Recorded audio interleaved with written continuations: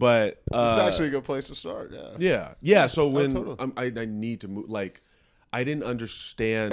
Yeah. We had visited in last May for about 4 days just to feel what it was like to be in Chicago. Absolutely.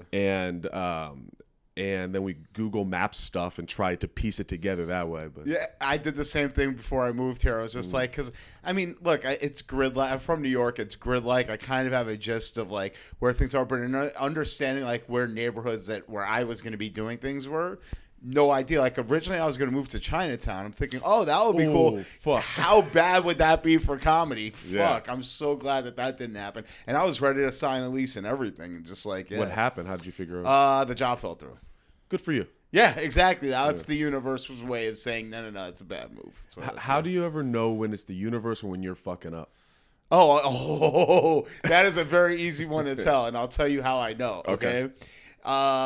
It's first of all, I don't think even if I am fucking up, I still believe to a certain degree that it may not be the universe, but it may be something within me that will later on it'll be revealed like, okay, this was a decision that ultimately will lead towards the better. Whether it's a learning experience or whether it's just something that makes me shift my focus or direction for the time being into something that I could build upon later. Mm-hmm. You know, I never look at anything as a loss. You know, as a total loss, like any move that I made. For best example of that, I grew up in New York. I lived in Philly for 2 years, and the reason why I moved to Philly was because I started drinking really heavy. It was cheaper to do that in New York.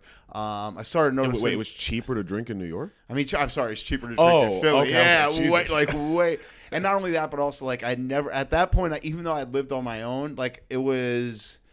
I mean, there's a whole other backlog of that, but it was never like I lived on my own with money that I was earning.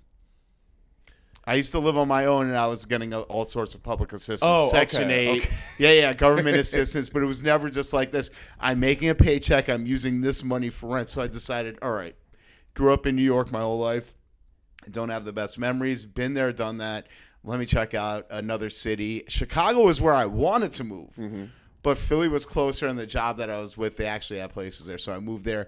And, dude, like, while I was in Philly, like, the second I stopped drinking, I was just like, why am I living in Philly? But, like, in hindsight, I'm just like this. I needed that experience, you know? It was the stepping stone. It was the stepping stone to here. Like, I don't think I could have done, like, come directly to Chicago, especially because I always knew I wanted to come here. I always wanted to do comedy. I knew that like there needed to be an intermediary step. So I have so many questions now.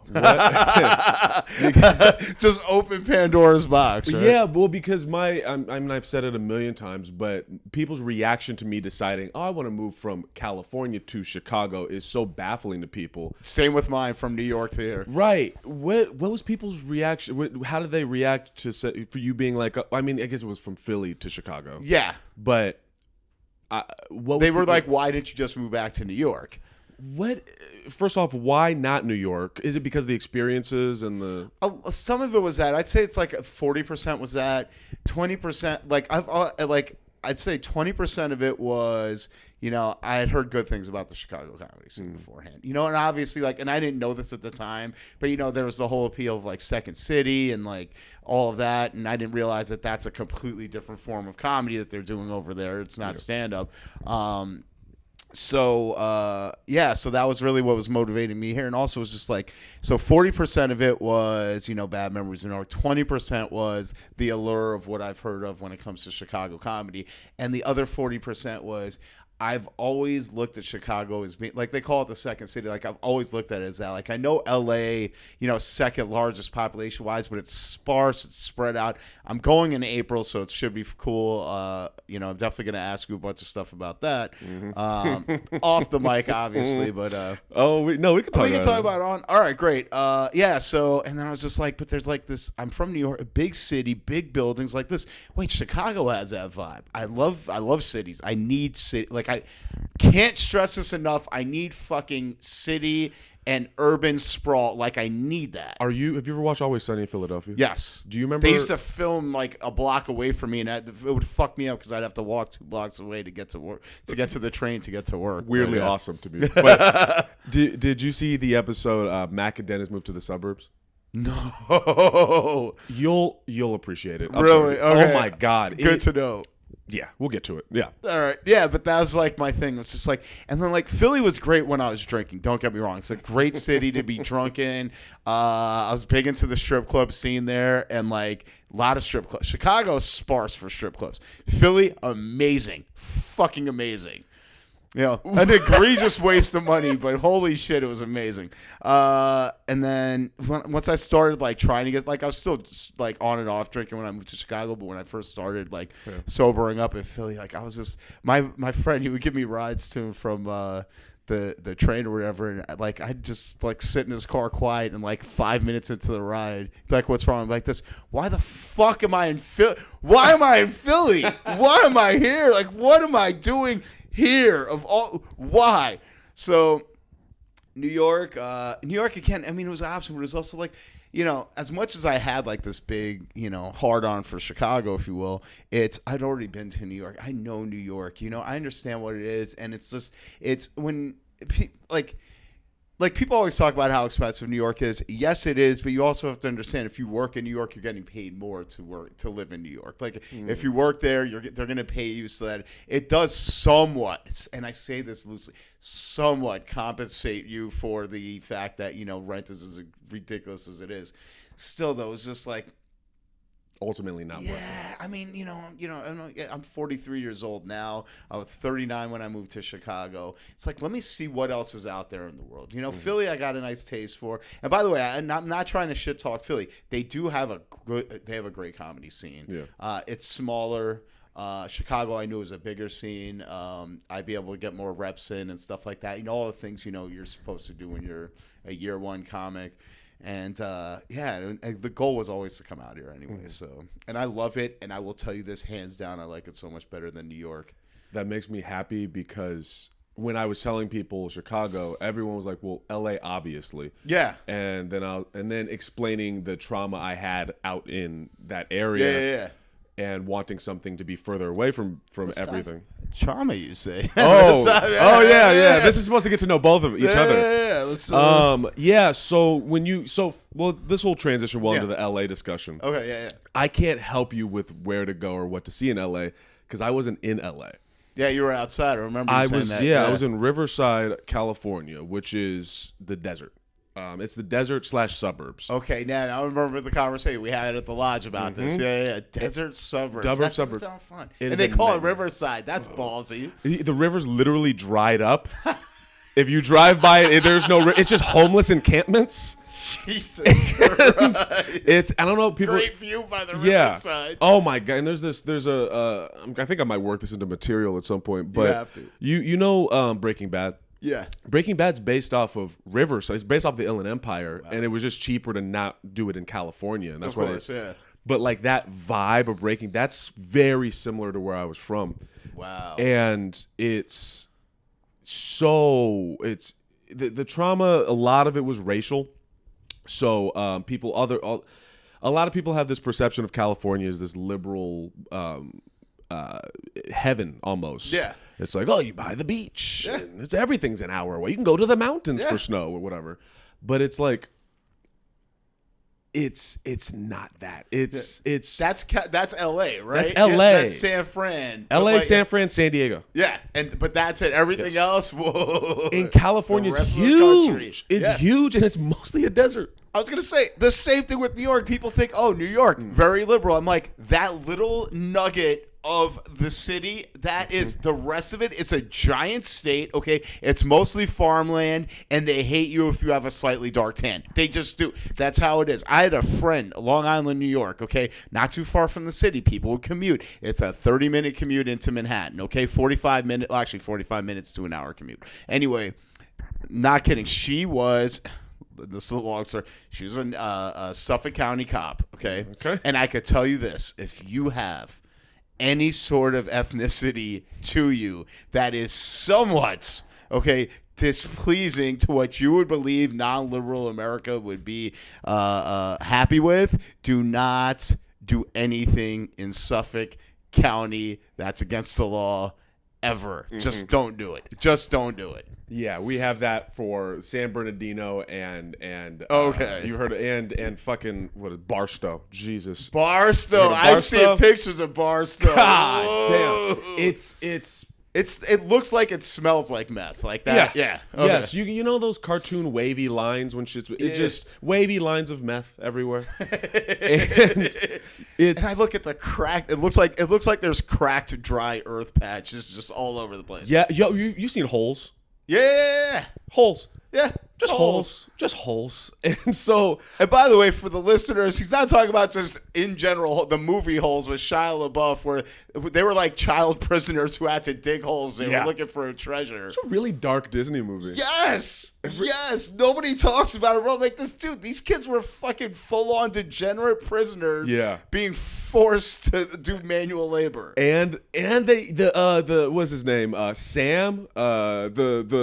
What's his I'll fix that for you or whatever the fuck, the black guy, and then they murder him on the lake. Like, anyway, we're getting really Disney. off. It's on Disney Plus right now, streaming. What I love about Disney is that they're able to do so many dark things. They know how to package it in a way that it's a really impressive thing. I mean, when I was a kid, Bambi's mom getting shot. Yeah, like we saw that. We were kids. Fox and the Hound. Fox and the Hound. Wait, what was who dies in Fox and the Hound? He's like, dude, the Fox, the Hound, every child in that movie. You know what? Nobody. Well, the bear dies at the end. Yeah, they kill the threat, but it's more of an emotional friendship issue. Okay. Trauma. Their hearts die. Yes. Yeah, exactly. Trauma. So where I was from, there's a lot of gaslighting. So like I'm living in California. Yeah. And it's a liberal, whatever. And so all of the stuff that was happening to me, I was the only black kid. So all the stuff that was happening to me was I was being told that I'm being crazy all the time. So I was told that that's fucking infuriating. Yes. Yeah. And it was on a level that was beyond what I understood until quarantine. I talked to Ariel Julie about this, that once once Trump came into office, it kept getting more and more aggressive, as I'm sure you are aware. And then when quarantine happened and it all got quiet for the first time, you're from New York and you seem like a hard worker. Yeah. During quarantine, did you have this feeling of like, this is my first time relaxing? I mean, for a bit, yeah. I mean, the last few years have been somewhat of a grind. Yeah. Yeah. I'll be honest, I loved it. Yeah, same. I loved it. It was the healthiest time for me. So much personal growth. So during that point, I got this to the place of clarity. Yeah. And everyone had been like, Trump had made these people so transparent. Yeah. And then on top of the of COVID, now they've been transparent and comfortable. They're like massaged into saying how they really feel. Very okay with it. And on top of that, they're in survival mode. Yeah. Like they don't know what the fuck is happening. And I always use this moment as a clicking moment. I went to the grocery store, same grocery store I grew up in. Yeah. And they've seen you your whole life, right? Yeah, my whole life. And this was during the toilet paper fiasco. Yeah. I worked at Jewel during that time. Oh my God. Like, dude, there's so many other things you should be buying right now than toilet paper. Like, I don't know, rice, beans, toilet paper. Real. Yeah. And I walked in and it was nothing but old white dudes with guns on their shirts. All of them. Yeah, everybody. Yeah. And I saw one shirt in particular that said, Black Guns Matter. And it disgusted me to my core. Like I'm wrapping my head around that so much. Like that's a lot, right? Like that one saying, and let me guess, I had a picture of a gun, obviously. Like that one saying and image, like that packs so much. That tells you everything you need to know too about your neighbors. That tells you everything you need to know. And it's Jesus Christ, the entire area. Yeah. And then I had this other moment that I'll summarize because all the listeners have heard it before. But I was doing Postmates to survive. Yeah. And I was driving through my old neighborhood when I grew up as a kid. And I just had this visceral flashback of emotion, of trauma that I don't have visual or audio memory of how bad it is. But I drove through my old neighborhood and I had chills because I was like, oh, this was way worse than I had ever thought it to be. And of course, that neighborhood, nothing but American flags and Trump flags the whole way through. And Confederate flags. Yeah. They fly Confederate flags in California. It's like, crazy. Yeah. And again, like you said, it's like people don't get that because the perception is liberal Mecca over there. It's like, no. You're thinking about a very small part of a very big landmass. Right. I didn't get a full taste of that till Mike started opening back up, right? Mm-hmm. And I did a long car drive with 2 other comics. We went all the way to South Bend, Indiana, right? Okay. Now, mind you, since I moved to Chicago, because I don't drive. Growing up in New York, I didn't learn how to drive until my 30s. I never got my license. That's so crazy. Yeah, I'm just all a public transportation or walking guy. Yeah. Like, I was talking to another comic, and I was just like, I was telling him how much I walk, like, throughout the city. He was like, dude, you're treating Chicago like it's New York. Yeah, like, I'll walk 6-8 miles a day like it's nothing, you know? That's so crazy. Like, I'll walk from my house to the Lincoln Lodge and back, and it's 4.5 miles each way, so it's just 9 miles.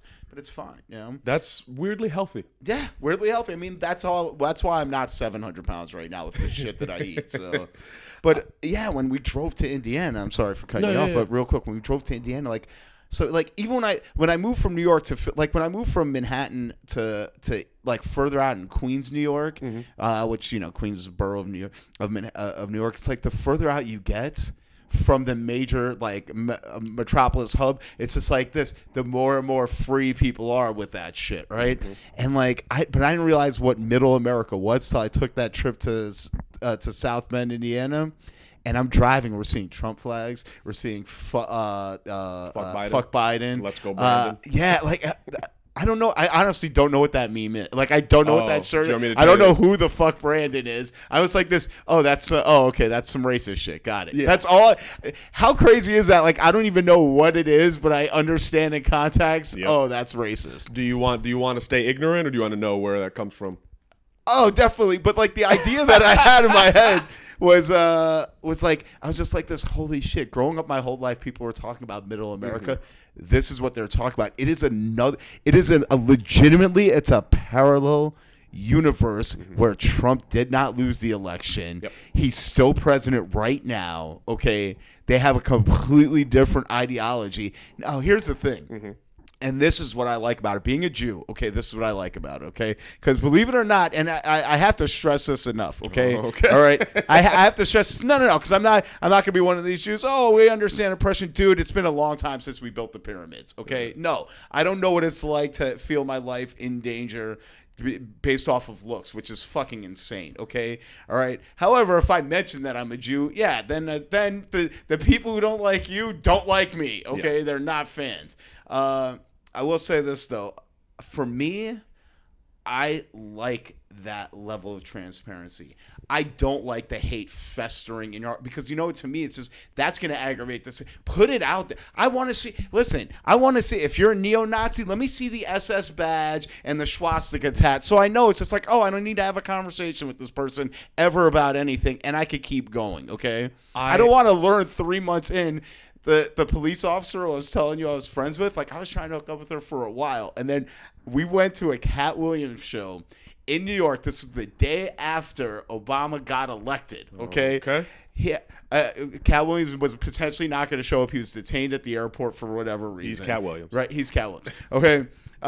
It's at Carnegie Hall, which, by the way, a terrible place for stand-up because it's vertical. It's an opera house. You don't want... how we don't like high ceilings? That's the highest possible ceiling ever, right? And it's like 5 stories straight down. It's weird for comedy. Anyway, she brings her brother, who's also a Suffolk County police cop. And I sat there and I'm just like this. I just want to see this comic and go home. I learned everything I needed to know about this woman, and I heard shit like they were preparing for it. Like, first of all, they called him the Antichrist. Okay. They called Cat? No, they were calling Obama the Antichrist. They're like, the Antichrist got elected. They're talking about all the guns that they were stockpiling. Okay, because they were figuring war was going to break out in the next couple of days. And the thing that hit me the hardest, it was the sincerity of it. You know what I mean? Like, they weren't saying it jokingly. They weren't, like, if they said it with that, it would still be completely offensive, but at least it was just like this, they don't mean, they were 100% sincere. They genuinely thought the end of the world was going to happen. I was just like... Because a black president. Because a black man became president. They were like, oh shit, brimstone and fire, hell on earth. is going to happen. I feel the transparency. I agree. It's I know it's got to be different. By the way, I apologize about that. Like, I'm not saying, oh, you're on the same page with me, right? We're here. No, I get that it should be absolutely. It's just my own experience. No, it's what it is I like the transparency because now I'm like, oh, okay, I just don't want to be around you. Yeah. Okay. Yeah. I appreciate that. Yeah. What I don't like is that the brace is that they will seek you out. Now that they're riled up, so now they are going to just find you. You're right, because now it's at a different level. Right, they're looking for it now because they're like this. Oh yeah, we're all out here now. It's just it's us versus you. It's like whoa, okay. Yeah. So and they sucked me out. They sought me out as a kid too, Jesus but Christ. yeah, getting jumped and attacked, and all the shit. But just for being alive, literally for existing. I remember first time I got called a nigger that I remember. I was like 7 by this. This is my neighbor right down the street, and he was mad because I was playing basketball with his kid, and I didn't understand what was I'm just playing basketball, and he's just mad that I breathe. Is wild. Wow. So that's where I come from. So coming out here, and having.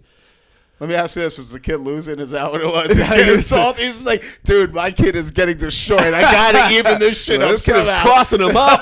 He's breaking his ankles. Can't have that. No. This kid needs to feel white pride. We can't have that stripped from him. We just gotta get him down to his core right here now.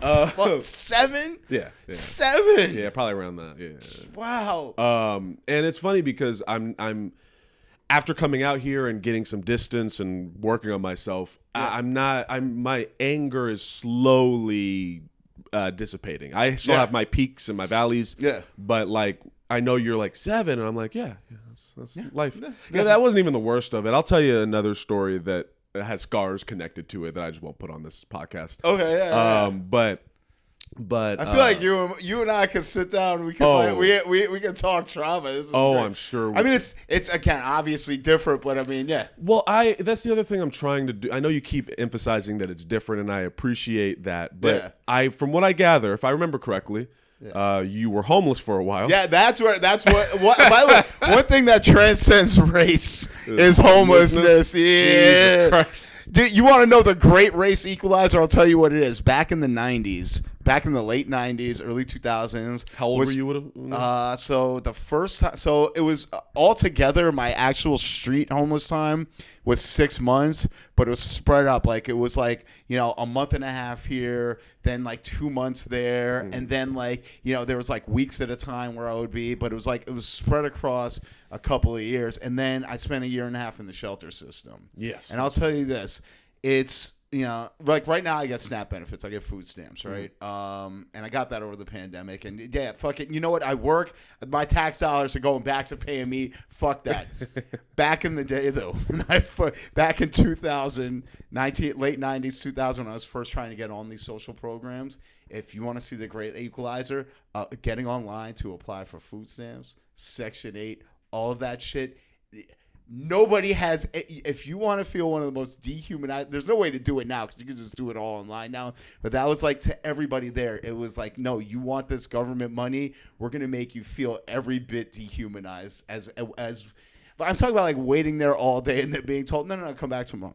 Okay, and this is for a place to stay, or you know what I mean. Like, there's so many little things like that they were life lessons for me. They were just like this. Oh, okay, shit isn't sweet. And it taught me, more importantly than anything else, that it's all a money thing. Yeah. And it's all the disbursement of money, and not just money, but wealth, whether material or non. It's all the disbursement of wealth, and the disparity which we're in. And unfortunately, because of how this country was set up, that's. I mean, we can see where the wealth disparity went to in terms of, sociopolitically, and where it didn't. It's there. It's there. I'm throwing out big polysyllabic words. No, you sound very smart. I sounded. I'm not. I'm a fucking idiot. That's what I love about comedians. Yeah. Is that comedians sound very intelligent. But it's just like they read one blog 3 years ago and they're like, I know about this.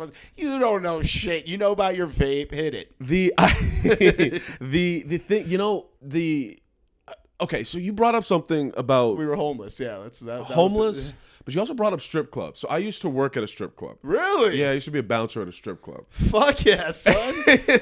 and I don't get it. Okay, all right. I'll tell you what it is. All right, because in hindsight, I don't get it now, but I got it back then. Okay, I'll tell you what it is. It's. For some, it's different depending on the guy. Okay, I can tell you what it was for me, but I also know guys that went there and their experience was different. Okay, it's for me. I clearly, I'm not a virgin. I'm not, it's like clearly I had conversations. I hooked up with women beforehand, but it was, there was still like a level of awkwardness. So like it made me feel like, oh, okay, I could talk to any woman, not just women that were within my. This is gonna sound bad. I apologize for what I'm about to say. You know where I'm going with this. Women that were within my grasp, I guess. Range. Yeah, my range. Yeah, it was just like this. Okay, no. It's the positive takeaway from it was just like this. No. Everybody's human. They all have feelings, and everybody feels kind of the same way about shit. Okay, it doesn't matter what they look like or what they're whatever. So that helped me with that. And then once I got that, I was just like this. Okay, that was an insane waste of money, and I didn't have that much fun. It's like going to a buffet and being able to smell the food and not eat it. Did you understand that these girls didn't give a fuck about you? Absolutely. And it didn't. It didn't. No, because it was. So, all right. So, and I figured this out, okay? And I had a stripper tell me this. Okay. The longer a dancer is willing to sit with you without getting paid, okay, the better you are at talking to women. Interesting. Because they're there to make money, okay? Yeah. And I know how strip clubs work, okay? Strip clubs, they're like this. Oh, they work like a barber shop. Like they'll give them the ones that the ones that I know of, and I know each one works kind of different, but like the gist is like you pay them a fee or you pay them a percentage for the day, and it's just like, okay, you work this 4-hour block, and whatever money you make, that's yours. So it's just like if she's being distracted by me instead of going to make some money, I got a little something. You got some game. Got a little game. So it's funny. Because I want to add to that. But in terms of like finding out how, like, it didn't blow my mind to find out that they hated me or that they didn't like me. What did blow my mind was how many of them were lesbian and did it as a power trip. Really? Because of how much they hated men. I found this out in Philly at cheerleaders. That's interesting. She's like, dude, 60% of the dancers here are lesbian, and they love the fact that guys are throwing money at them and not touching them. They love it. I'm like, wow, okay. The girl, I was a day guy in San Diego. I was a day guy. Yeah. By the way, oh my God, the C list. Yes. To describe myself, C-section scars, peg legs. Oh, that's my squad right there. I loved them. They were great. Yeah, they were great. But to describe myself as a bouncer is a stretch in the sense that I wasn't fighting people. I was hired. I asked the owner. I asked him, like, why did you hire me? Like, I'm not. The other guys were huge. They could fuck people up, and he was like, oh, because you'll talk people down, and we won't get arrested, or no one's going to. That's great. You're the cooler. I was the cooler. Yeah, that's right. Bring them down. And so my experience with them. You have that vibe, by the way. Like, thank you. It's like, hey man, let's just chill out, man. Chill out, man. Hey, we're having a good time. The ladies are having a good time. Having a good time. Yeah, man, everybody, look at they're pink. Look at the nipples. So my experience with, I guess, women, it wasn't. I didn't get my money sucked away. I got my time sucked away.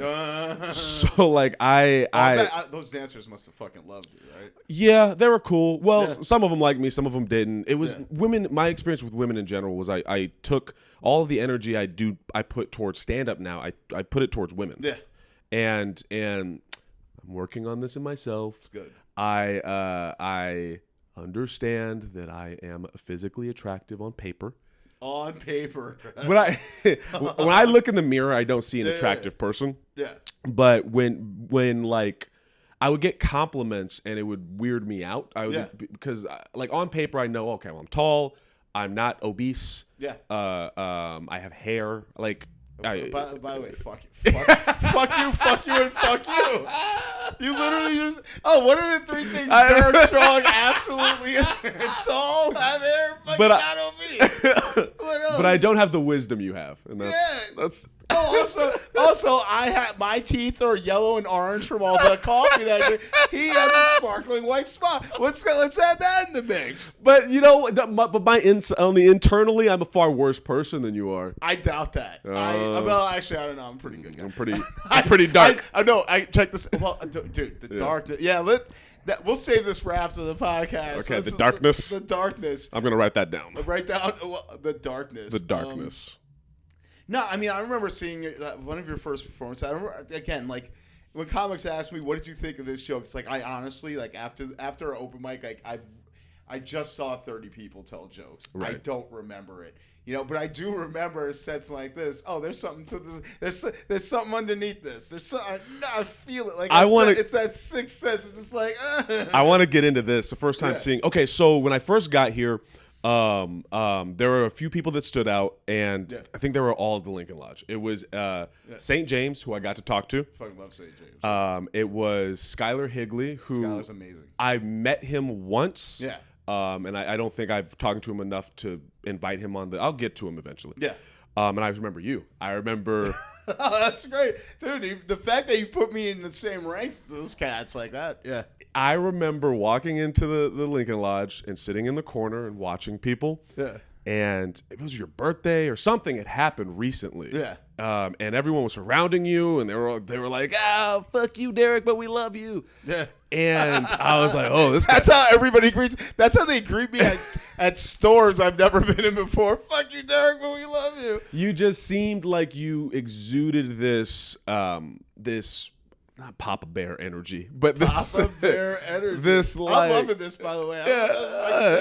Feed the ego, please. You seemed like one of the guys in the scene that a lot of people knew and liked. Yeah, and that was that was really important. I just remember that, and you just really stuck out to me. Yeah. And then Skylar and St. James stuck out to me because he seemed so effortlessly comfortable on stage. Yes. And Skylar came off like a maniac. He got on top of a. Oh yeah, I remember that was at the mic I was hosting where he got up on the chairs and walked over. By the way, that is like, and I'm sure you've seen him since. Like that is, I had him headline my show this last week. That is not his MO. Like he is as textbook a professional comic as you can get. And I like. Just to bring up Skylar, Skylar, if you're listening to this, I'm just your dick's gonna be in my mouth for a little bit. Hold on, just metaphorically speaking. So he did my show this past week. Okay, I did my set. It was just like it was one of those sets like this. It had highs, definitely had lows. You know what I mean? But it's my show. I'm gonna do whatever the fuck I want. My party, wham wham. All right. When I saw him go up, he was sitting. I don't know if you know Ashley Nicole. She takes a lot of the pictures of Laugh Factory. I'm gonna amazing. Oh yeah. So she was there, and he was asking for a critique of his set, and like the thing that once they started talking, I was just like this. Oh, he's doing I'm not doing he's doing stand-up. I don't know what the fuck I just did right now, but this motherfucker is doing stand-up. Like, he was so good. And, like, the things that he was breaking down about his set afterwards, I was just like, oh, I am not in the same game. Forget the same league. I'm not in the same game as this motherfucker. Well, all the credit to him. And, by the way, if you're booking shows and if this comes out, book Skylar now. I promise you are not going to be able to do it within the next year and a half. Yeah. You're just not going to be able to do it. I got to write something down for that. When I first, God damn it, hold up. When I first saw him, when I saw him do that, he came off like a maniac, but I was like, oh, he's really it was St. James comfort. It was same level of comfort, but it was like he's just working stuff out, and he could give a fuck what people think about it. And I was like, I could just tell like he's important. I could just feel it. So I look forward to eventually talking to him. But you said in a year. And by the way, St. James, you mentioned St. James too. Like my first year, because St. James was already like 2 or 3 years in when I started. So my first year of doing comedy, like I would watch him, and like there was things that he would do where I was just like, okay, I need to figure out, like there, like at open mics, like things you wouldn't think to do. Like he would just riff out an entire set, and I was just like, oh, okay, I see how that's beneficial. I've done it. I've come up with some great bits for that way, and it's just like there were things that I've taken from St. James that, I tell him this all the time, that I think other comics should take note of. And with him, it's like you said, it's effortless, it's natural. You know, he's naturally comfortable in there. Yeah, it's just how, I mean, everything about him is just funny. You know, I don't mean this in a bad way, St. James, but he kind of looks funny. Okay, all right. He talks funny. He does talk very funny. He talks very funny, and he incorporates it just like in his shit, and I love it. I love it so much. I do. Okay. Okay, so we're talking about the Lincoln Lodge. You're talking about our great Skylar. No, right. Yeah. So, but you do you remember? You remember the first time you saw me? Yeah, you were sitting right. You walk into the Lincoln Lodge to the straight. You were right around the corner, right there. Wow, you were there for the mic. Yeah, I remember that. What was your perception of me? I've been asking everybody I do this with, because I'm curious how I was perceived. So, but this was before the mic. I was just like this. Oh, okay, new comic, right? Yeah. Great. And you introduced yourself to me because you wanted to do the mic that night. And then when you went up, I was just like, because you were talking about comfort, like, you know, for as relatively inexperienced as you are, you had a great level of comfort at least it read to me like you had a great level of comfort, and your shit was getting over. Like I was just like, and then when I talked to you about your experience, I'm like, wait a second, really? Wow, I wish I had a set like that in my first, whatever fucking amount of months it was. So that was what. Wait, do you know how long I've been doing stand-up? Well, you told me it was. Well, I mean, it's truncated years because of where you were doing stand-up. Oh, that's fair. That's fair. You're getting up like once a week or twice a week, right? No, I was. Oh man, I didn't explain this. So no, okay, yeah, we're getting to know each other. I was under the opinion that whatever math we worked out, it was like something like 6 months worth of. Oh no, about 5 years. Yeah, but it was 5. Okay, let's talk about. Let's elaborate. Let's elaborate the 5 years. So I started doing it a little bit in college. Don't count that. Yeah. Okay. Don't count that. That's like me. I don't count my Philly time. Yeah, right. Moved back from college back home to Riverside, and I drove to LA once to do 3 minutes, kind of, after waiting 4 hours. Yeah, dudes. Yep. And I was like, well, this is not going to be efficient for me. I'm not going to get anything out of this because it was about a 6-hour experience for that. And so I was like, okay, well, I'm just going to make my own thing out here. Yeah. And so I started running an open mic. It went horribly for a very long time, and everyone hated me. And then it built and it built and it built over the years to the point where we made, me and some other comics, we made our own collective. You heard of like Odd Future, Brockhampton, Wu-Tang Clan? Yeah. Okay. Picture Wu-Tang Clan, but as a comedy thing. Oh, yeah. And I was RZA of the Wu-Tang Clan. Got it. And so we made this thing called the Buddy System. How you're referencing things from my generation. I appreciate I need that. you to click, with hip hop.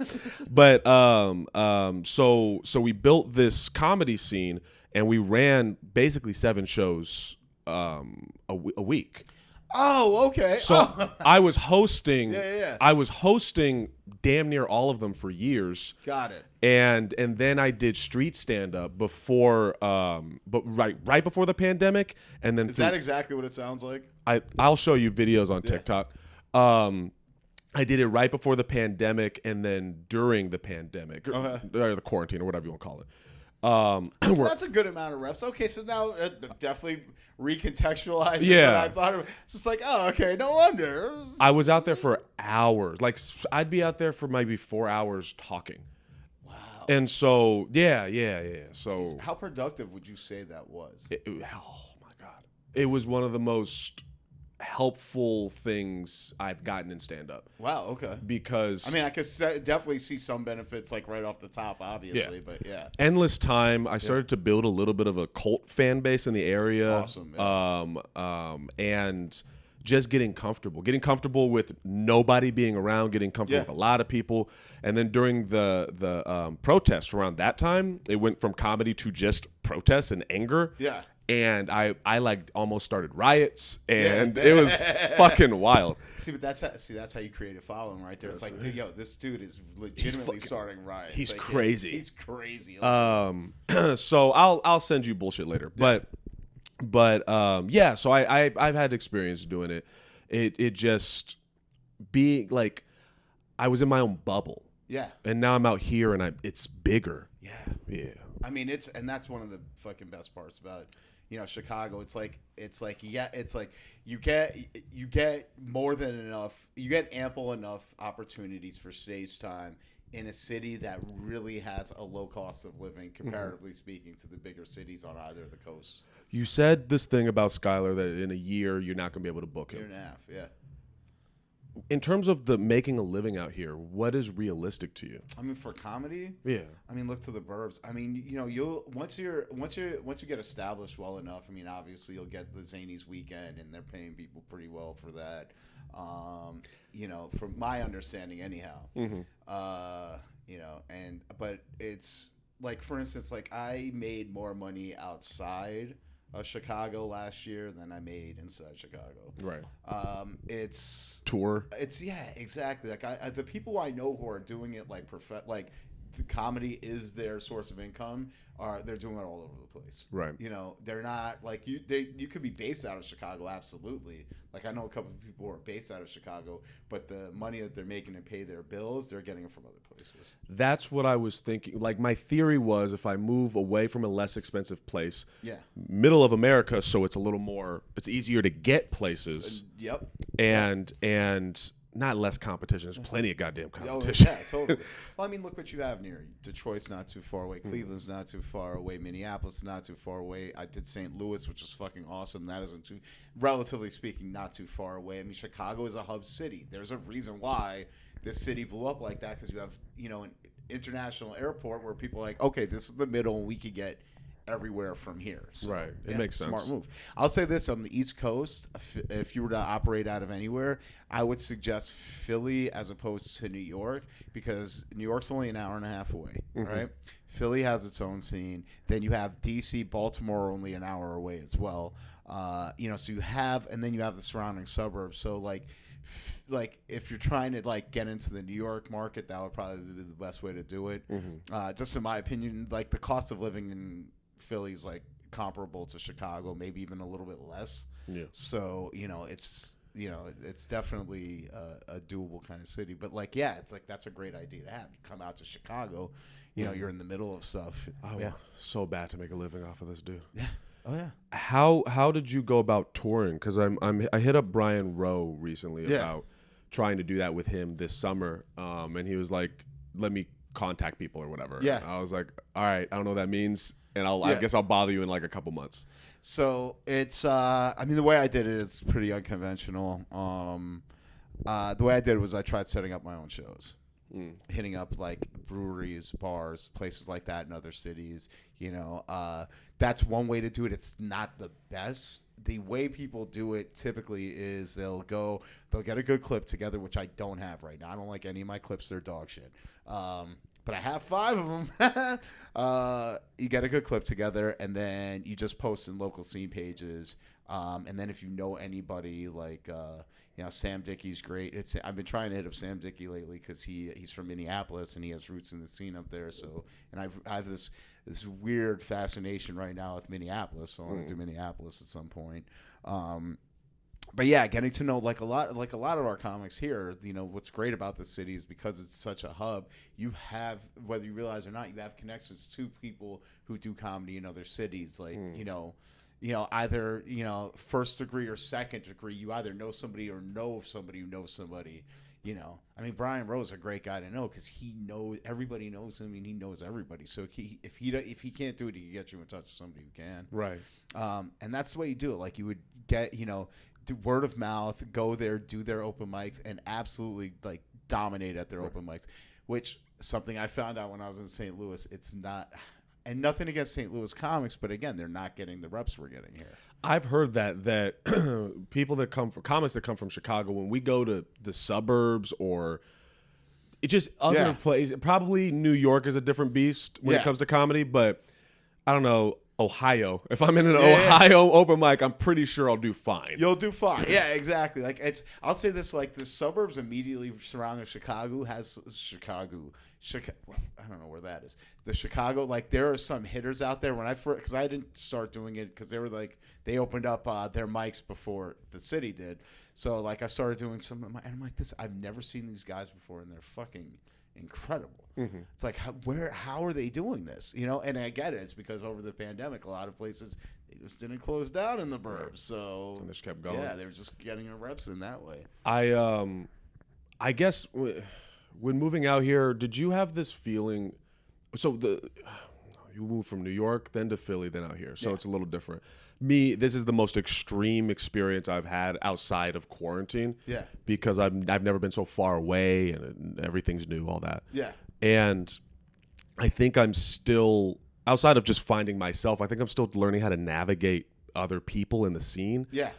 How did that go for you when you first got here? Oh, me and Adam Quaslow, we were getting a ride from Hunter Hirsch, and I like how I'm throwing all these names out there to your listeners and be like, he's referencing people we have no idea. Well, I don't even know who my listeners are other than Johnny Gold. Hey, Johnny Gold. But Shout out to Johnny Gold. Shout out to Johnny Gold. Thank you so much for listening. Listen to the Epic Cheat Day podcast. I'm gonna have you on that too. Oh, thank you. I have an eating disorder. Oh, good, because we'll talk about it. We talk about weight loss. We talk about overeating. We talk about addiction. We talk about mental health, and obviously comedy. Perfect. So yeah, we'll crackers. we'll be able to we'll deep dive into that. Yeah. Oh yeah, I have some moves that I'm making with that. Anyway, fuck it. You're talking about how the scene. So when I first came to the scene, I was not liked. And Adam Quaslow said this to me. He's like, Derek, do you remember you had heat on you because you were genuinely a nice guy? Okay, I have so many. Well, okay, can we please break this down? Yeah. How? What?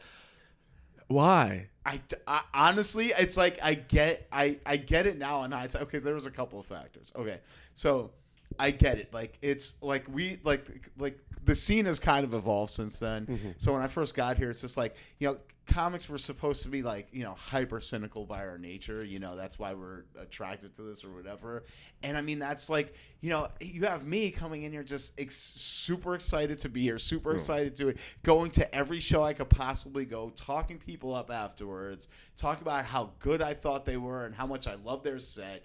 And I didn't, at the time, like, I didn't know what I didn't know. What I didn't know, you know what I mean? So like, I didn't know, like, there was people who I was like, saying, oh, this person had a great set on Facebook and they weren't liked by the scene. You know what I mean? Or I thought this person is great. And meanwhile, it's just like 2 months after I got better, I realized, okay, that's why I thought there were the politics and also my own experience level. Like, I didn't know what good was in a lot of ways. And I still don't know what good is. The thing I can't hate. Skylar, because I mean, in terms of just like, like if he did a show and it was put on any like network thing, like it's comparable to that. Like it's just like, oh, okay, I see this guy's a comedian and he's supposed to be here doing this. Mm-hmm. You know what I mean? There's no hiccups in his set. Everything is crisp. Even him like referencing his book, like he just incorporated that so well. Buttery smooth. Like there is no lull in the performance that he didn't already like pre-plan. Okay, if it's there, he chose for it to be there, and if he didn't, you wouldn't know. Mm-hmm. So that's what I'm talking about with that. But like in terms of and that's just looking at it just from a sheer skill level. Okay, there's that. Then there's of course the things that I laugh at, which is different. However, okay, in terms of quantifiability, I would say that anybody under 10 years doesn't know enough to really make genuine assessments. They could tell me what they think is great, okay? I could tell you what I think of Skylar Higley's performance, but I might not know what I'm talking about because somebody who's been doing it for 15 years, if they looked at it and they were just like this, they'd be like this, he's a good comic or whatever. They'll give their own whatever, okay? That's the way I look at it. It's just like I didn't know back then. It was just like, oh, okay. And I got accused of this a lot. Like there are times where I'll talk somebody up because I'll see what I think they're gonna become, especially being an open mic host.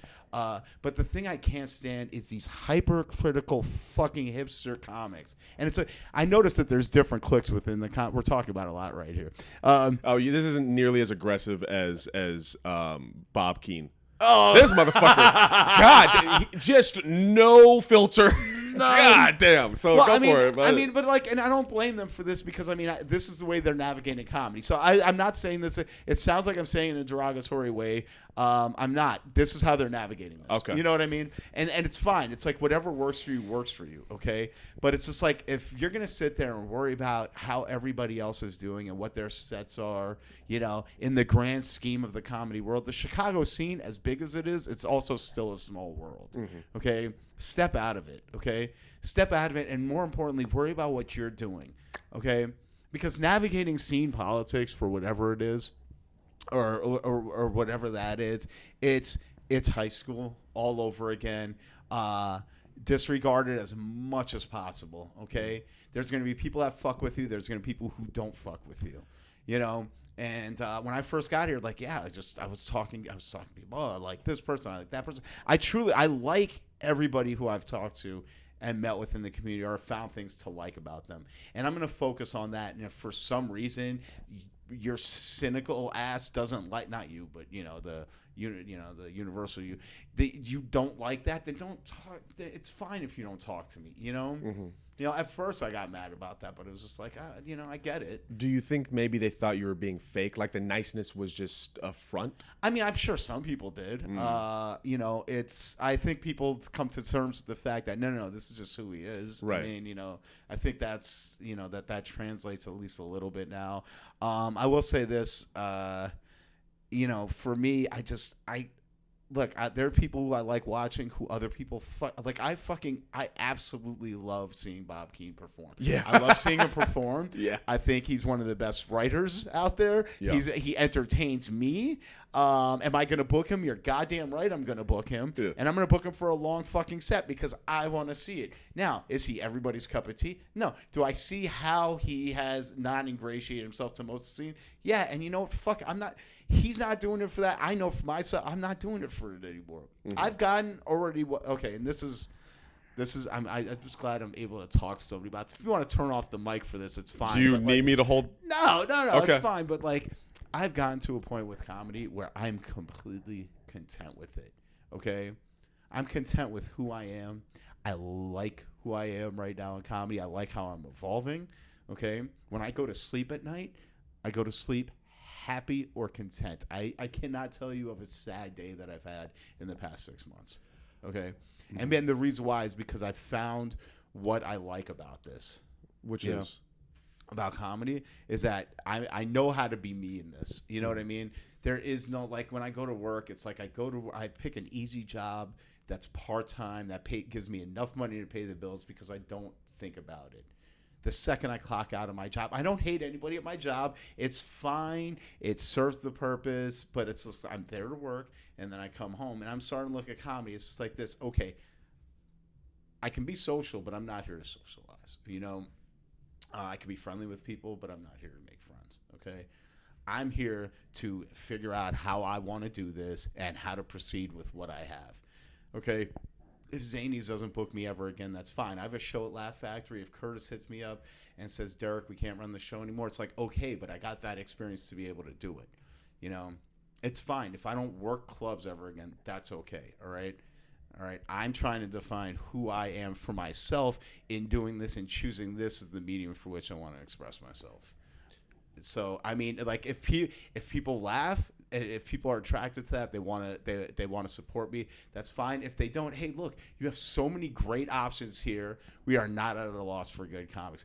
Can I sit here and tell you, oh man, if you look, and I had this conversation with Evan Hull. I'm so sorry I'm dominating this, but it's just with Evan Hull recently, and it's just there's so many different factors to booking a comedy, and I got into a debate with somebody about this that and it's we both came to a certain conclusion, but it's do you know how much a show is booked based off of things that are completely that are not Oh, I'm sorry. I'm wording this incorrectly. Do you know how many shows or how much of a comedy show is booked based off of things that have less to do with a comedian's actual ability to perform comedy? I mean, I'm sure you're aware of it, at least to some degree.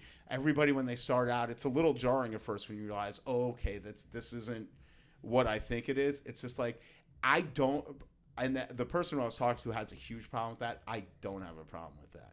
Okay? At the end of the day, we are entertainers, and people are paying money to see us, okay? And it's a business.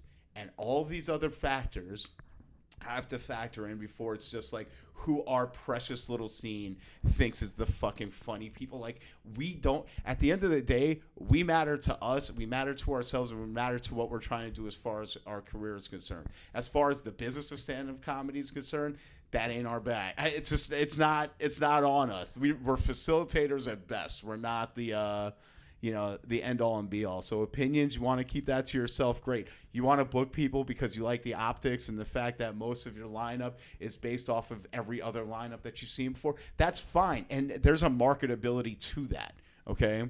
Choose to do that or don't choose to do that, but keep the opinions to a minimum because you don't know what the fuck you're talking about. I don't know what the fuck I'm talking about.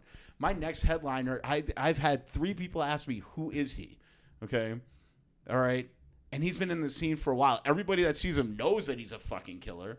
You know Dan DeSimo. You've seen him perform before. He's fucking great, but he hasn't penetrated the scene enough so that there's other people who are just like, wait, why are you booking this guy? So you'll see. Come to the show. Find out, Find out. And that's my opinion of him. I mean, if you don't like him, great. Fucking buy a ticket elsewhere. I don't know. Sorry for all that. I just, yeah. I assume I'll be exploding my emotions on your podcast. So you will absolutely explode them everywhere. To respond to that, I think that's a big part of why I moved out here was to strive to achieve what it seems as though you have achieved at this point in your life. Obviously, there's going to be changes, whatever, as time goes by. Of course. But I don't know who I am. Yeah. Good. It's a beautiful fucking place. Right. Well, I think it's a beautiful, I'm still negative too, but I see why it's beautiful. But the negative for me is the reason I don't know who I am is because of the factors and the environment I was in. And people telling me what I was, and every time I would say, no, I'm pretty sure I'm this thing. It's like, no, play basketball, you fucking Negro, like, or whatever. And that environment has been so painful and toxic and destructive. Now that I'm removed from it, and there's been some time, there's been 2 things that have happened, which is I can see how bad it was of course. From a distance. And the second thing is I'm realizing, okay, well, now that I'm out of it, I can't blame it anymore. And now when I'm out here and I fuck up, it's like, oh, this is my fault. Okay. Yeah. So, but you said the most important thing there. While you were in it, you knew something was wrong with it, okay? Yeah. And you knew it wasn't you, okay? That right there in and of itself is the biggest breakthrough possible because knowing what you aren't and knowing what you don't want is almost more important than what you do want and what you are, okay? Because this way now it's just like, okay, so now you're building you're talking to a person that's had to do the similar steps, okay? Because I spent a good portion of my life being institutionalized, and I was told like this is going to be my life. I'm going to be taking medications, and I would need assisted housing, and I need to talk to a therapist. There's no way I'd be able to function in society as a regular person, right? Okay, I don't take psych meds anymore. I don't take any. I drink coffee and I eat shitty food. Those are my vices. And walk 6 miles. And I walk 6 miles. That's another vice too. And you'll see me mumbling to myself. I'm still struggling with the fucking brain demons, but I got them under control now. But like one of the main things that I was able to do that was just like, oh no, I'm not going to be that. This is what they told me I am. I know that that's not the case. Okay, and the fact that you know that wasn't the case, that means there's a part of you that knows what is the case. Yes. And there is a truth, and even though you don't have it defined yet, it's there. It's fucking there. I'm figuring it out and I'm getting it, but I think the thing I'm running into now that's scary. Oh, let me lean into this shit. I think the scary. Now we're talking about real shit. Yeah, the fears. That's always that feeling you had of like people didn't like you because you were too nice. Yeah. I really wish I could be that guy, but when I fuck up or when I'm not present, it's not that I'm the opposite of too nice. I won't get into the details of it. Yeah. Did something happen, buddy? Yeah. Was it at a mic? A show? Yeah. Oh. Get ready. I won't. I'm not gonna. You don't have to reveal it, but like, I'll give you the context. Yeah. As much context as I can give you, but even off the mic, just so you know, whoever is listening, I'm not going to tell you names of people, because I desperately don't want to be involved in drama. Yeah. That's a thing that I just seeped myself in because of the way I was raised. My mom was a catty lady. Yeah. But I accidentally said something that was very, very inappropriate to another comedian. Yeah. And apologized afterwards. Pretty sure that comedian is like, yeah, I don't fuck with this guy anymore. Yeah. Which is fine. Yeah. It's fine. Yeah. But I think what's difficult for me is that because nobody knows me out here for the most part, other than people that have been getting to know me, they don't know that, like, when I say these things or when I do these things, it's not malicious. Yeah. And even though the things I said, I'll tell you what I said. Yeah. At the end of this, the things I said are fucked up. Yeah.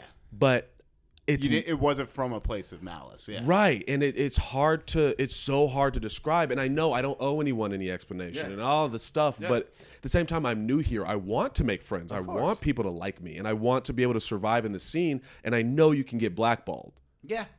I mean, but like, look at it like this. There's a few heinous no things that you shouldn't be doing, not only just with comedy, but in life, okay? And the people who get blackballed for those types of things, A, deserve it, and B, like, that's a permanent thing, okay? Saying something offhand at an open mic, and it could be the most horrible thing you could think of. It's like... It's pretty aggressive. I mean, yeah, but it's also just like... It's like, yeah, that person may have some ill will towards you, but that's probably going to be temporary. And on top of that, it's just like this. There's so many little dramas and bigger dramas that happen, and you'll find this like it's just like this. It's people. The people who remember are people who are choosing to remember for some weird fucking reason, and fuck them anyway. You know what I mean? Yeah. It's like those are the ones who are keeping tally of shit like that. Like, you have no need. They do not exist on any other level but to be that, right? So, and I get it though, but you're new, and it's just these are things that like I had to learn it with the experience. Like when I first got here, like one of the things that I did mess up on, I didn't know that, but I was crushing super hard on this comic who is dating like the biggest comic in the scene at the time, and I didn't know that. Yeah, I didn't know that. And me, I'm a vocal guy. I'm gonna express how I feel. I'm not gonna make. And I'm sure I was weird about it a couple of times. I didn't say anything weird like, "Oh God, I can smell you." I didn't say anything. I didn't do anything crazy like that. But I mean, there was awkward conversations. So it was just like, oh, okay. And I knew. In hindsight, I could look back. I could make this. Oh, okay, so that would explain why I was bumped 14 times at this one. You know what I mean? It's just like I saw a clear, direct result of that. Right. That being said, it's like shit like that's gonna happen. As long as you don't do the major big deal, as long as you don't punch somebody in the face, knock out their teeth. As long as you don't anybody. As long as you don't rape or grab a titty or a man titty or cock and balls. Like don't shake hands like that. Who does that? You know? Yeah. Don't do that. You know? It's like I mean, you're kind of free to use words. At my mic, I had 4 people use the word kike who are not Jewish, and I mean, but that's me. Like I gave them the pass. It's like to me, it's just like words. Use whatever. Here's the way I look at that one. Yeah. Hold on. So it's just like, all right, if a person who's not a Jew says kike to me, I'm fine with it. But it's just like, now you've opened the door. I didn't open it. Oh. I didn't start it. You started it. And I never follow up on it. But it's just like, I like to know. It's just that like, card is. Yeah. It's just. Yeah. I mean, and I tell them that too. I was just like, before you do this, just understand. Hey, it's just. Yeah, but that's a thing that like obviously mine would be nigger, and you said that. For the people who this is not a visual podcast. Yes, okay? Aaron's black. Yeah, and you couldn't tell by my nose. Well, I mean, that's a telltale sign for Jews some of the time. It's funny because I know that you're Jewish, Yeah. but I don't know why I know that you're Jewish. I say it. That's fair. Maybe it's a subliminal. If it comes to my open mic, I mentioned it 16 times. I was not a fan of being told that I was a Jew, by the way. I was not, because I didn't want to be anything. And like the Jewish tradition is that whatever your mom is, that's what you are. So if my mom is Jewish, they're like, oh no, you're one of the tribe. I'm like, no, I'm not. And they're like, no, you are. Wait, so what if your dad is Jewish and your mom's Italian? You're not a Jew. But you are. But you're not. It's like you're okay. So you're a Jew in terms of ethnicity, but you're not a Jew in terms of you're not a term. Yeah, you're. Hold on, I forgot how this worked out. Okay. Oh God. Yeah, you're a Jew. You're a Jew in terms of ethnicity, but not religion at that point.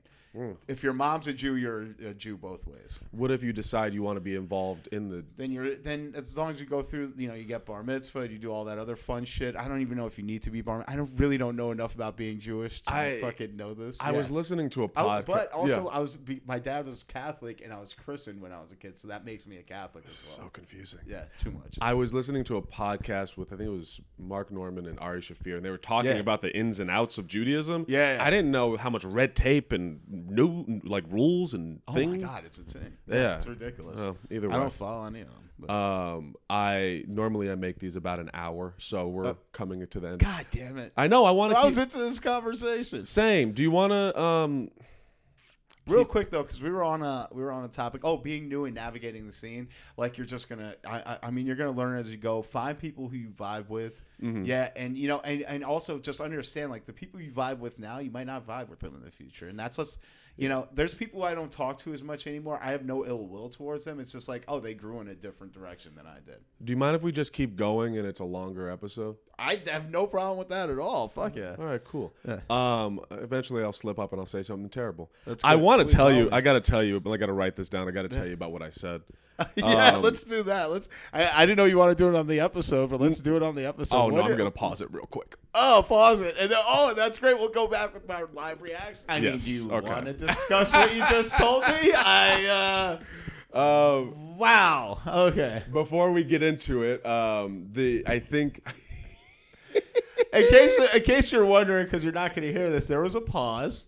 Me and Aaron discussed a couple of things, and they were revealing. Yes, very revealing of who I am and my demon sides. Yeah.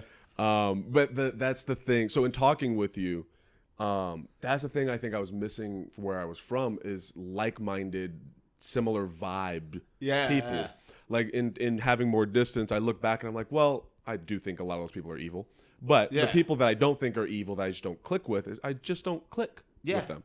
But out here, for something about Chicago, it feels like, these people I get for some reason. Yeah. I don't know if you got that when you first moved here. Yeah, actually, like when I first got here, like when I first moved to Philly, I felt like, okay, this is exciting and new. Let me explore, and I was super excited to be there. When I got to Chicago, I felt like, oh, this is where I'm supposed to be. Mm-hmm.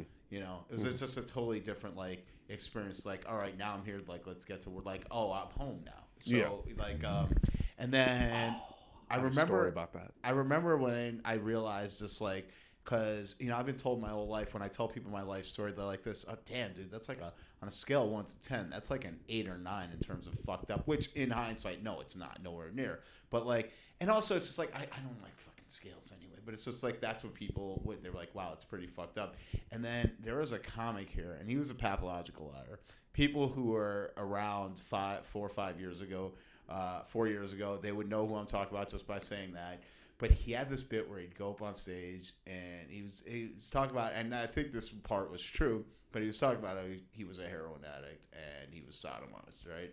And I was just like this, oh, okay, so I get it. In the real world, my shit is fucked up on a scale of 1 to 10, maybe an 8 or 9.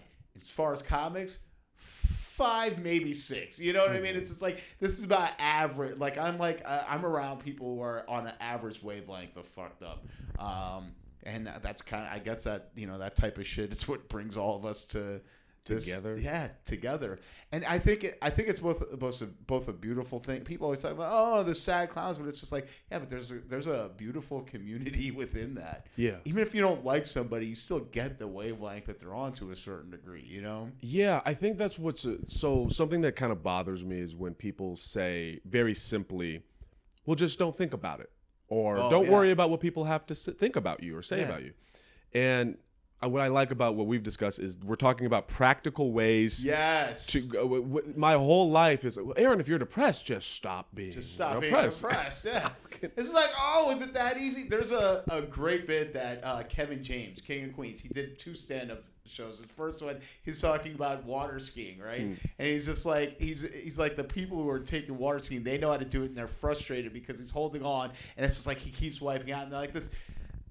Dude, just stand up. He's like, oh, it's that easy. Oh, why didn't you just fucking say so? And it shows him doing all these tricks out there. And it's like, of course, why didn't I think about just not being depressed? That's not the way it works. Right. You know, and I figured it out why for me, it didn't work that way. Is because, like, you know, the whole thing is about letting stuff go, right? Especially when it comes to thoughts, especially when it comes to, you know, to obsessive thoughts that are harder to get rid of, whether it be joyful or resentful, it doesn't matter. They're thoughts that stay in your brain. I figured out because what they're saying is correct. You have to let it go. Yes. I didn't understand what that meant for me to do, okay? Because you have to recontextualize it's how you're going to do that. Like, it's like you understand what they're saying in theory, but in practice, it's like, I've never done that before. What do they mean? You know, and I've now been able to get to the point where it's like, okay, I figured out a way for me to do that works and that's effective, and I'm just going to keep doing that, whether it's right or wrong. That's just how it is. I mean, it's just the practical part of it. It's like with the practical side is whatever it is you figure out how to do that works for you, do it over and over again. How do you get better at comedy? You go to open mics, keep practicing. You know, how do you get better at fucking, you know, making a souffle? You make a bunch of them, and eventually you figure out the tricks. Same thing with meditation, you know. I like how you went straight to food. My mind is always on food. I have a bit about where I talk about, you know, where I'm like this. People think I love food, and it's like, I do, but it's like, it's all I had. Like, the only way I could communicate with people, I had a girl call me out on this before, too. She's like, dude, you mentioned food like 6 times in the conversation. I was like, I don't have any point. Like, I don't interact with the world other than that. It's like, I go home, I meditate, I jerk off maybe, and I go to sleep, and then I eat. Like, those are the only things I do. What do you want me to talk about? Music? I don't know any. I want to save my eating disorder for your podcast because I feel like it'll be more apt. Yeah. But that is fascinating. Yeah. Because I'm on the opposite end of it. Really? Okay. The only reason I eat now, the only reason I've gained weight is because of weed. Really? Wow. Okay. Yeah. Well, yeah. We can definitely dive into I can't wait to talk to you about that on there. But, I guess finding your own people and trying to figure this out. I think one of the things, and I said this to Ariel as well, and it always frightens people when I say this, but right now I'm in this headspace of it is stand-up comedy or kill myself. Yeah. And no, listen, you're not saying it. You're saying this to the right person. I completely got that. Yeah. I don't want to feel that way. Yeah. I should not feel that way. Yeah, but by who stand? Like, okay, all right. This is good. I'm glad you're going to this dark place. Because, for the listeners, he's not gonna fucking do it. But I understand where he's coming from. Yeah, because who knows, right? Okay. Yeah. But like, okay, but I understand this completely, and you could correct me if I'm wrong. I'm wrong. But like, all right, so you wouldn't know what to do other than this, right? Is that what it is, or is this because you want to do this so bad, you're avoiding doing the other thing? I think it's. Let me think about this for a second. I want to give a real answer that's not, Yeah. Okay. I think what it is that same gut feeling we've been talking about, especially when we turned off the mic. When you just know. You just kind of know, yeah. When you know, you know. That's a reference to a rapper. Anyway, is I have always had it since a kid. Yeah. I'm about to talk. Yeah. I'm about to make myself sound egomaniacal to another level. Good. You're a comedian. You should. I think I could have been Eddie Murphy style successful if people would have just left me the fuck alone.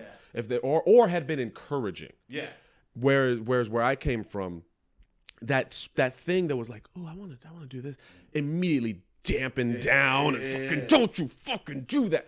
And so I think where I'm at this place is like, I think it's so aggressive because I got pulled away from it for so long that now that I'm off the leash. Yes. I'm like, okay, well, I call it uncaged for me. But there you it's go, the uncaged. same You know. fucking thing, yeah.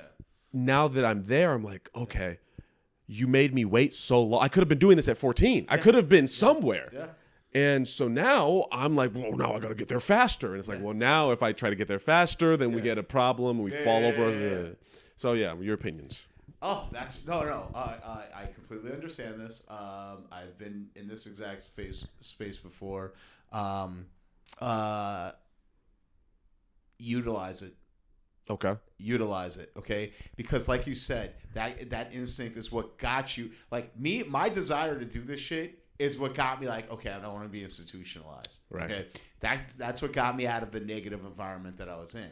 That's what got me out of just like this, okay, I don't want to do this when I'm drinking. You know what I mean? It got me out of so many things. Okay. And by the way, I've tried quitting. I've tried quitting 3 times. Comedy 3 times. I can't. It's just like I can't do. Like I've made peace with the fact like I can't do it. Like maybe I'll go a couple months where I'm not doing it because I'm doing something like, you know what I mean? I'm trying to recalibrate or whatever. But man, I know, and the reason why is because like when I think about it, it's just like this. My want to do this brought me so far, you know. And yeah, you are uncaged right now. But I remember the first time I experienced that, like I stopped, like that was the first time I quit comedy was when I realized it's like this. Oh my God, the table's set, you know. And yes, I'm gonna use food references again. The table's set, okay. The food is coming. What the fuck am I supposed to do? Like I have no excuses now. There is nothing holding me back. What am I supposed to do now? Oh shit, it's real. You know, so and it's just like you'll get comfortable. It's gonna stay there. You'll get comfortable with it and you'll figure out how to harness it. And you'll start adding though to the comedy part more than you start taking away from the suicide. I mean, you'll start taking away from the suicide part and adding to the comedy part. And the different aspects of comedy. I think that's where I'm getting. Yeah. I think that's why I feel comfortable saying it is because I feel myself getting to adding the other stuff. Like getting out of Riverside was such a important. You've done mushrooms? Really? I've never done any hallucinogens because I've been like fucked in the head since Oh, I was a that's kid. fair. So I was just like, I'm gonna go dark places. Speaking of which, you started because I'll get to my mushroom thing, but you talked about muttering to yourself. Do you like hear voices? Like if I'm stressed, like I don't realize that I'm doing this. It's something I got from my dad too, but it's definitely from it stems directly from the more aggressive forms of anxiety and psychosis that I get to. But like when I get stressed, like in my head, like I'll start ruminating on some form, like either a conversation that I still have some resentments over or something like that. But it's kind of like finding it would be. What's something to liken it to? It's kind of like food? Into like a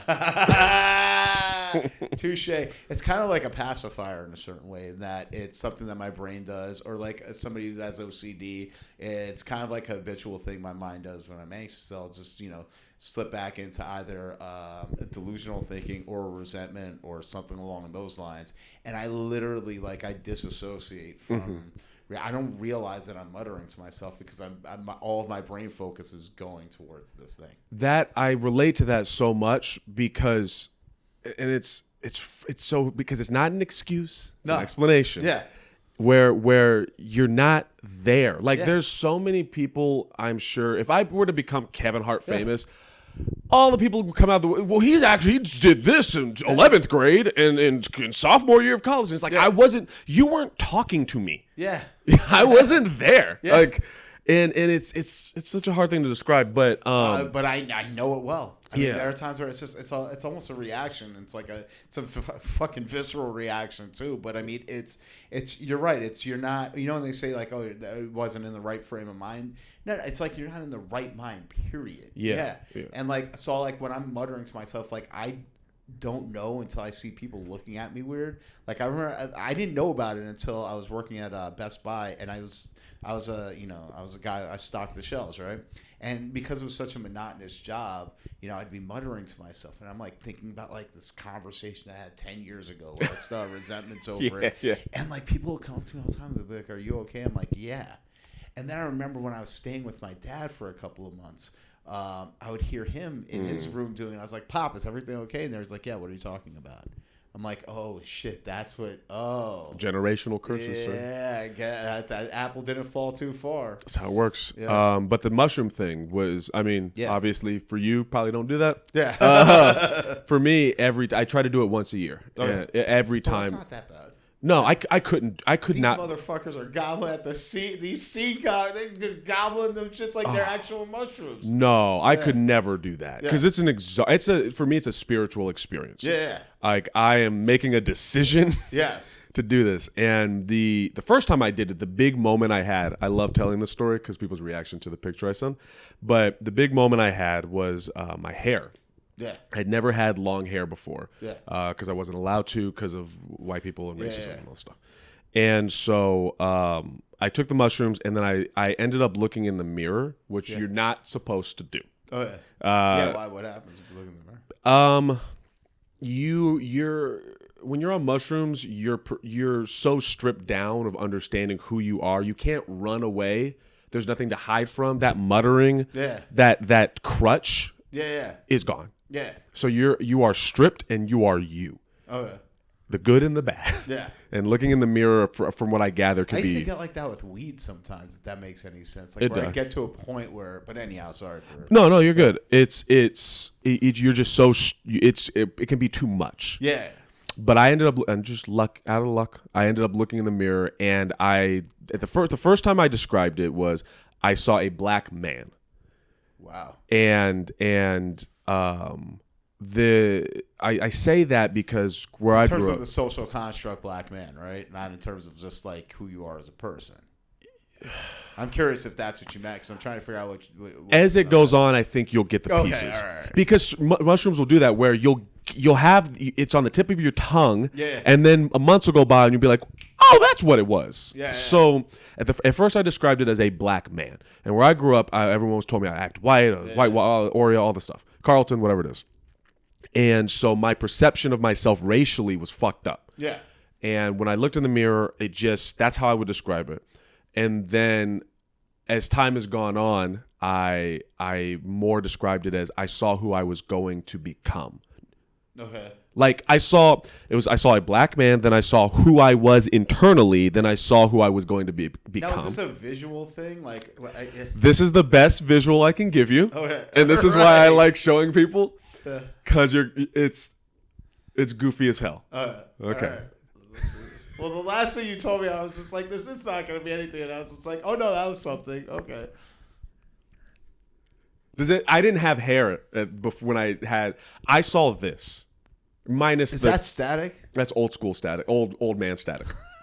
That's what I saw in the mirror. Oh yeah, that's right. That's who he becomes when he becomes part of the Justice League. Uh-huh. Yeah. Okay. In the mirror, I saw visually speaking as close as I could. This Really? Uh-huh. I'm talking about costume and everything. no costume. Oh, okay. I just the vibe of this. Yeah. Where there's a black man. Yeah. And the hair, and this is when Black Panther had just come out, so Killmonger, and so afterwards I was like, I need to grow my hair. I just need to do that. And ever since then, it's like my hair is so important to me. Yeah. And then I've had other mushroom trips, but the most recent one that was of significance was back in Riverside. I was at this like pond area. Okay. And have you never been? Have you been to a desert before? I mean, I went to Albuquerque. There's a desert part. Okay. That's but I mean, I haven't been to the actual desert part of it. Like the place where, it's still a city. I mean, there's like, you see the adobe houses and there's desert, like dirt, but it's like, it wasn't like, I didn't see like a fucking cactus or anything. Yeah. Gotcha. Well, then what you saw is what I grew up in. Okay. Yeah. And never was happy in that situation. Yeah. And I was at this pond area, so there was greenery and water and bugs and shit. I was high, and I was sitting there with my ex at the time, my girlfriend at the time, now ex. And I just was like, oh, this feels nice. This feels good. I feel this is right. Yeah. And shrooms are weird because it's all about like feel. And so then she at the time had just come from England where everything is green and rainy. Yeah. So she was like, I want to go over here. And like right next to the lake was this just barren desert, dry sticks and shit. Yeah. And so I'm like, okay, well, we've hung out here for a while. I'll go with you. So I went over to the dry barren sticks and I immediately was uncomfortable. I was like, I don't feel good here. Yeah. I just don't feel good. And she was enjoying herself. So I was like, let me just hang back. Yeah. And then when we started driving across country to Chicago, as we went through the states that had greenery, it clicked. I was like, oh, that's what that was about. I needed to be in an environment. I hope this isn't too long, but I get it. I needed to be in an environment that is green and that is muggy and that has seasons and there's water around. We were driving through America and I was seeing ponds of water and I was like, what is all of this? And so that's one of the things that clicked. So mushrooms for me has always been helpful. Oh, that's great. I mean, look, the way I look at it, it's like I don't, on stage, obviously I'll make jokes, but it's just like the way I look at it, it's like whatever works for you. If that, dude, if that's a passage to you have a positive mental health and self-image, like fuck yeah. Do it. It's fucking, make a mushroom omelet and eat that shit. I don't care. Just whatever works. Like it's too short. That's one thing I've noticed in my 40s. Like it's too. Sure, that's why I don't get hung up when if I hear something that's aggressively anti-Semitic, because it's just like the world ain't gonna change in my lifetime. So fucking, there's only so much I could do about it. That's why I don't get hung up with like, okay, if people are in my life for a short period of time, it's like I'm not gonna wish them ill will because it's just I got me to worry about. I have a question about that. Yes, sir. Okay, when it comes to that, I have this constant duality. Yeah. On one end, on a personal level, I agree. Yeah. On a personal level, I'm like, look, people are going to be racist, and I'm not going to change that. Yeah. I've tried. Yeah.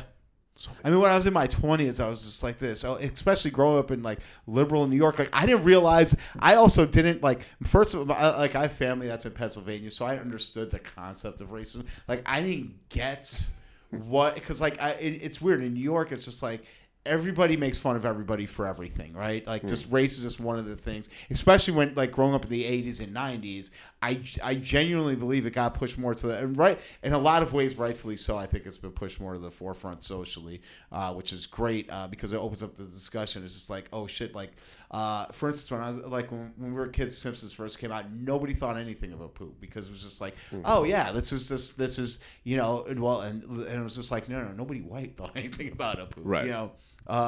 So yeah, I could definitely see why, but like growing up was just like everything was fair game, it's just like, if you're gonna make fun of somebody, make fun of everything, right?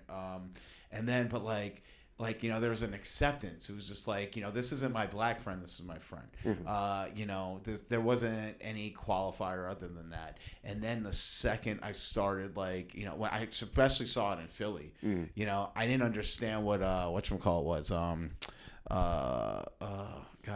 Like, I didn't understand, not necessarily segregated, but Chicago's a very segregated city, like aggressively segregated. Same thing with Philly. Like, I didn't realize just how much of a disparity there was between until I went there. It's just like, Jesus Christ. Even when I lived in Westchester, New York, I mean, it's a northern suburb of New York. It just wasn't like that. So, I mean, I guess for me, it was just, some of my 20s was just like, oh, I'm adamantly against this, that, and the other thing. Like, we need change. And like, once I got to like 43, I was just like, dude, like, I'll fight when I can. Like, this is fucked up. And I know this, what does this say? If you're silent, you're on the side of the oppressor. It's like, I'm silent because I have more days behind me than I have in front of me. That was dark. But it's true. Like, I mean, look, if I make it past 65, that'd be, first of all, I don't want to, because I don't want to shit in a bag and I don't want to fuck it. You know what I mean? Like, it's just like, if I die, if somebody told me tomorrow you're going to die within the next few months, it's just like, I did everything I wanted to do. I'm okay with that. If I see something that I can actively affect change on, sure. Okay. But if it's a bigger global thing, like, I've been around long enough where it's just, I've seen, it's just like, dude, ain't shit changing. Yeah. It's not, it's everything that's done in the media and how it's portrayed in the media with all of this shit. It's fucked up. And like, do I wish there was something I could actively do? Mm-hmm. Yes. Okay. Do I know for a fact that just with how the world works, it's just like we're always going to be there. People are always going to take the people who don't have, and they're going to keep them at odds with each other. Because as long as you don't have them banding together, you have an upper class that can't get touched. And that's one of the best ways to do it right there. Mm. Why get that big with it? I don't know. I feel bad for saying that, but it's just like, I mean, it's real. I think. And by the way, it's seen fucking people. If you guys are listening to like this, this would be a good thing to cancel. I dare you to try to cancel me on me being selfish for once in my goddamn life. Don't ask me for a spot on my fucking mic, you cocksuckers. Do you think that comics are listening to this? I don't think anybody listens to anything, really. I think when I see my podcast numbers and I look at them, I'm just like this. And when somebody actually tells me they listen to an episode and pick out parts, I'm like, that was you? Like, I was like, whoa, okay, wow, there is a listener. That's great. I want them to listen to it. I think you're a good guy. I think this is I had fun doing this podcast. Well, thanks, man. With the keeping to yourself versus fighting the good fight, I think I'm trying to keep my mental health together. Yes. It's it's so cliche, but when you're on an airplane, you have to put your mask on before you put the other person's mask on. Yes. But that's the best way to describe it. It's also, again, I'm looking at through the lens of, I could say this because it's like, I know when I wake up in the morning, I'm going to walk somewhere and nobody's going to pull me aside and be like this, hey, what are you doing here? Right. You know? So it's easy for me to say it from that perspective. And I'm going to say this, and this is going to sound like a dick thing, but it's like, if that's one advantage I do have in life, then like there's so many other things that I'm fucking working on. I'll have this one. You know what I mean? I'm not using it for evil ends. You know, it's not like I'm saying, let me be a fucking. Who does Dick Dastardly? Are we? Because that was the vibe I got. That was the vibe. But there's a comic who talks about. I forgot who it was. It was just like, he's a black comic, and he's just like this dude. If I was white, I'd be the fucking biggest white asshole. Was it Ty Riggs? Is it Ty Riggs or Keon? Or I'm just naming all the black guys I know out here. I know what you're talking about. You know what I'm talking about. You know the bit that I'm talking about. It's just like, I'll be the biggest asshole. Wait, hold on. Fuck. God damn it. Well, I'll keep talking while you think about it. That's like, but like the bit is that like, if he was white, he'd be the biggest asshole about being white ever. Yeah. And it's just like, so that's not me. It's just, I'm not going to be a dick about it, but it's just like, okay, good. This is one less thing I don't have to worry about. Great. Okay, let me focus on the 95 others that I actually do. Yeah. You know, like my pancreas, I don't know what it does, but I'm pretty sure it's going to get fucked up at some point. You terrify me, sir. But the one of the things that on the other end of that thing, I always feel like I have to talk about it because the people that got me to where I'm at in this world did things and put their lives on the line. Yeah. And I remember during quarantine, during the street stand-up stuff, especially during the protests, it was very stupid of me. I went to the more conservative areas, and that's where I would perform. Wow, okay. And awesome. I talked shit. I was like, fuck you. Fuck your trucks. Yes. Fuck your flag. Fuck you. Yeah. And it was, and I would end up having, when I told you, like, I almost started riots, like real fights. There would be half of the street would be people that were Black Lives Matter and liberal. Yeah. The other half would be conservatives. Yeah. And at any moment, I could have been like, go fuck them up. And they would have done it. And it was crazy. And during those times, I've had people, specifically black, like younger black people, like come up to me and they would be like, thank you so much. Because they, for whatever reason, whatever's wrong with us and our ability to do this, they don't have that. Yeah.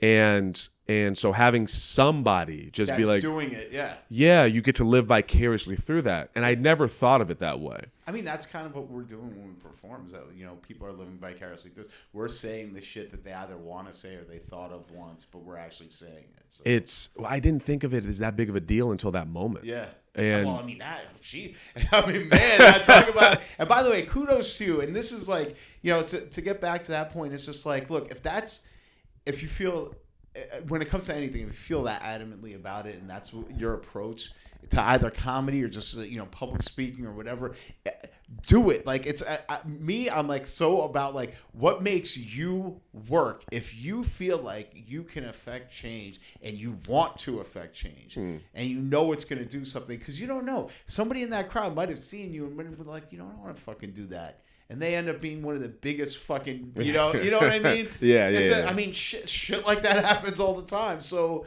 who's to say? And kudos. That's ballsy, man. I was just angry. Yeah, let it out, man. I Last can't... thing you want is keeping that shit inside. Yeah. So. I'll send you the videos, man. It was crazy. It's awesome. I had they were angry. Yeah. Like I got called a nigger constantly. Jesus. And they were just.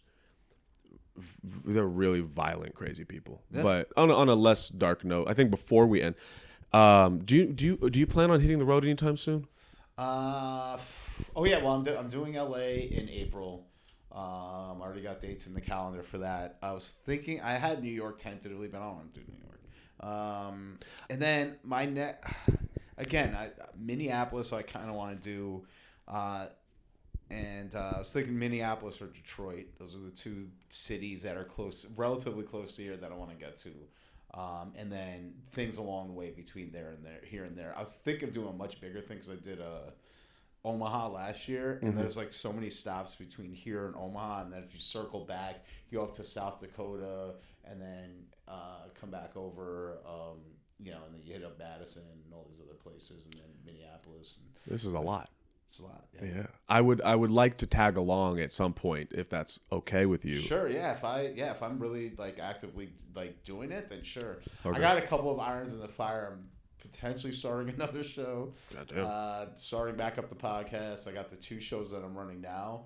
So I mean, who knows? I'm very flexible right now. I'm starting to dabble. I kind of want to dabble with sketch a little bit. Okay. Yeah. Stick your toes. Yeah. All right. Well, that's it. Thank you, Aaron, for having me. Thanks, man. Yeah.